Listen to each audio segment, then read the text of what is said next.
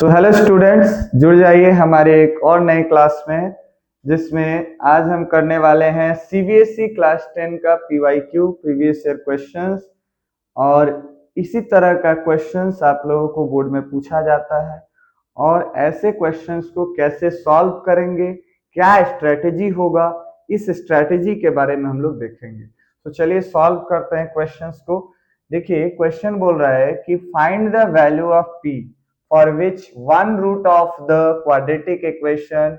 ये quadratic equation हमारा दिया हुआ है, इसका एक रूट जो है 6 टाइम है दूसरे रूट का, यानी दो रूट इस क्वाड्रेटिक इक्वेशन का आएगा जिसमें एक रूट दूसरे रूट का 6 टाइम है।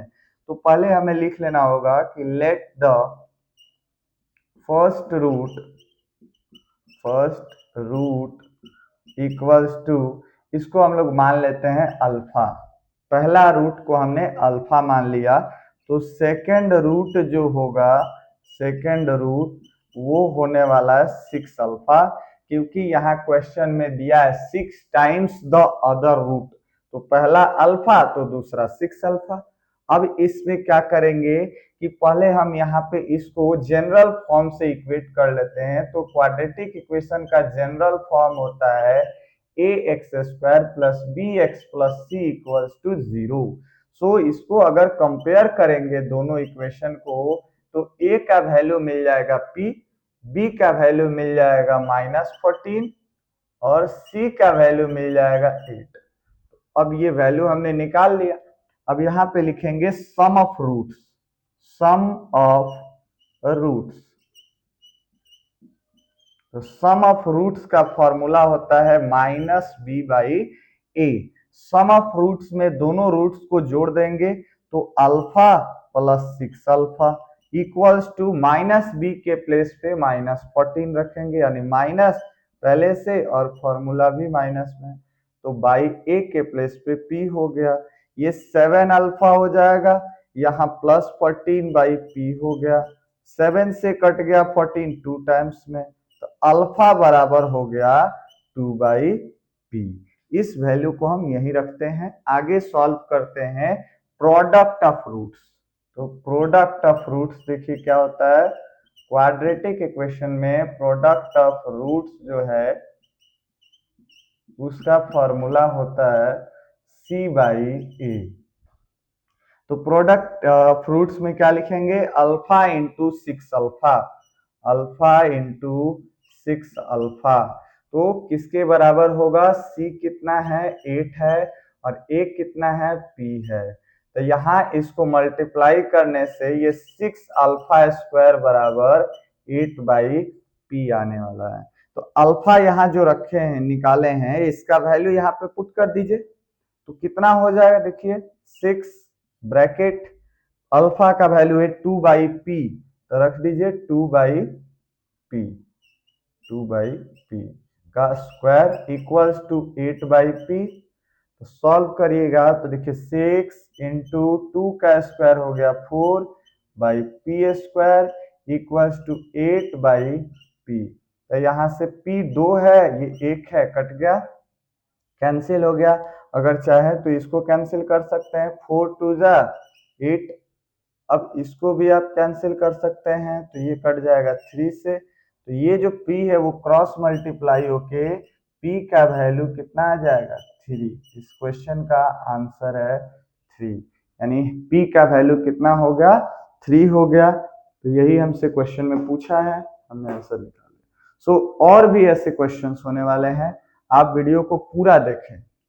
दूसरा क्वेश्चन देखते हैं, find the discriminant of the quadratic equation 4x square minus 5 equals to 0 and hence comment on the nature of the roots of the equation।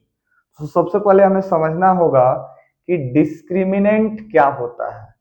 तो देखिए डिस्क्रिमिनेंट को हम लोग d से शो करते हैं, रिप्रेजेंट करते हैं। d जो होता है वो क्वाड्रेटिक इक्वेशंस में b स्क्वायर माइनस 4ac ये फॉर्मूला होता है। Nature of roots, nature of roots अगर देखेंगे, नेचर ऑफ रूट्स, तो नेचर ऑफ रूट्स में तीन चीजें होती है। अगर d का वैल्यू ग्रेटर देन 0 है तो रूट्स जो होंगे वो रियल होंगे, real two distinct real roots, two distinct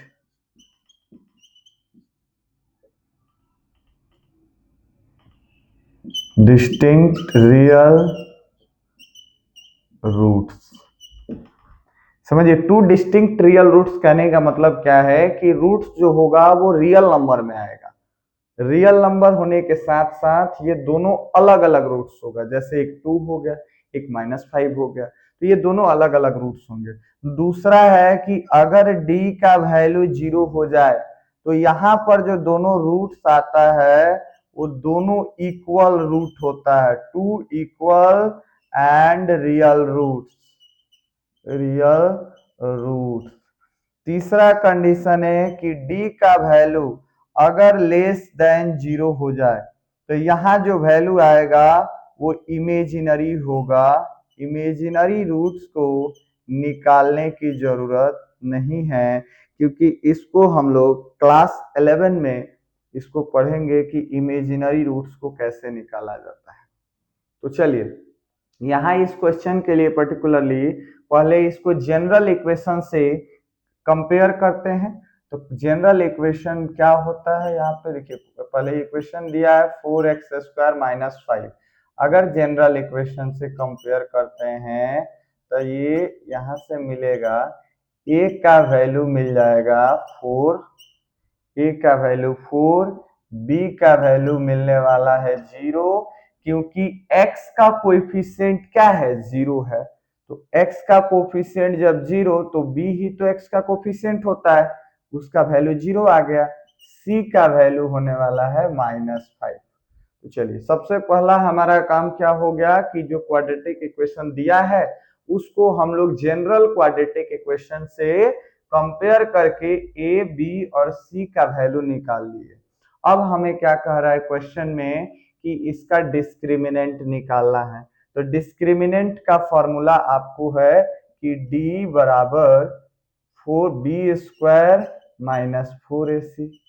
चलिए वैल्यू रखिए, b का वैल्यू कितना है, 0 है, तो 0 का स्क्वायर -4 इंटू a का वैल्यू है 4 एंड c का वैल्यू है -5।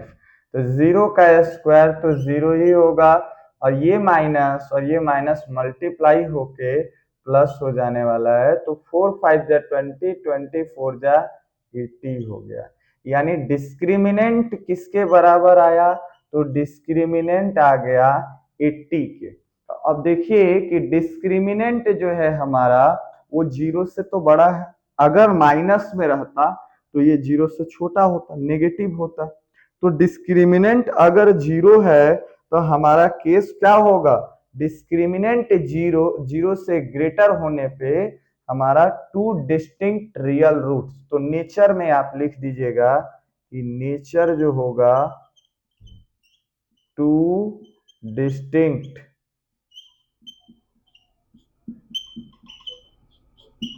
रियल रूट्स, यही इसका आंसर है। तो ऐसे क्वेश्चंस और भी हम इसमें सॉल्व कराएंगे वीडियो में, और इसको पूरा देखिए।